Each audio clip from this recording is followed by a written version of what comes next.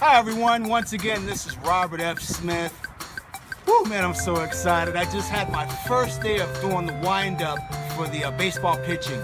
And you know, it's not an easy task to do the wind-up. For a while I've been doing everything forward, now I'm doing the wind-up.